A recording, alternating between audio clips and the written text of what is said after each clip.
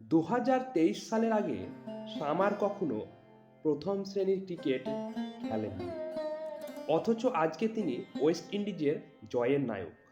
গায়ানার দুর্গম ছোট্ট গ্রামে সামারের জন্ম। সেখান থেকে রাজধানীতে যেতেও 220 কিলোমিটার পথ পাড়ি দিতে হয়, সেটাও যেতে হয় জলপথে, এবং 2 দিন সময় লেগে যায়। এমনকি সভ্য দেশের যে ধরনের সুযোগ সুবিধা তার কোনো কিছুই গ্রামে নেই।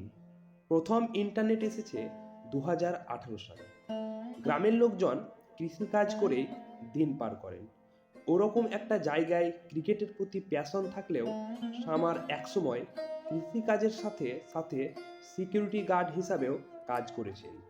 বোলিং করার জন্য কোনো বল ছিল না, জাস্ট নিজের প্যাশন থেকে ফাস্ট বোলিং হান্টের একটা ক্যাম্পে বল করতে যান, এবং সেখান থেকেই কার্টলি অ্যামব্রোস তার নজরে পড়ে যান।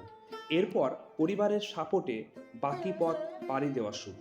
2023 সালের আগে যে কখনো প্রথম শ্রেণীর ক্রিকেট খেলেননি, মাত্র 1 বছরের মাথায় তিনি জাতীয় দলের হয়ে অভিষিক্ত হলেন, সেটাও আবার অস্ট্রেলিয়ার মাটিতে খেলতে গিয়ে। তার দলে জায়গা পাওয়াটাই তার গ্রামের মানুষের জন্য বিরাট আনন্দের সংবাদ। তার উপর যেভাবে তিনি দ্বিতীয় টেস্টে ম্যান অব দ্য ম্যাচ হওয়ার সাথে সাথে 13 উইকেটে পুরো সিরিজের সেরা প্লেয়ার হয়েছেন, তাতে রূপকথার গল্পেরকেও হার মানিয়েছেন নিঃসন্দেহে।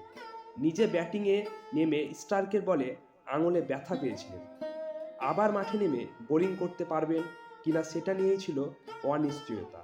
তবে সব কিছুর পাশে সরিয়ে শেষ দিনে অস্ট্রেলিয়ার যে 8 উইকেট পড়েছে তার 7টাই তুলে নিয়েছেন জোসেফ সামার। সর্বশেষ মুহূর্তেও জমেছিল একগাদা থ্রিল। অস্ট্রেলিয়ার যখন মাত্র 9 রান প্রয়োজন, ক্রিজে আছে স্টিভ স্মিথ, তবে অপর পাশের স্ট্যাম্প উড়িয়ে দিয়ে নিজের আগমনী বার্তা জানান দিয়ে দিলেন এই ওয়েস্ট ইন্ডিয়ান। যে কীর্তি তিনি করেছেন, এরপর আর কিছু না করলেও তার উঠে আসার যে গল্পটা, সেটা দিয়েই তিনি জায়গা করে নেবেন ক্রিকেট ইতিহাসের পাতায়।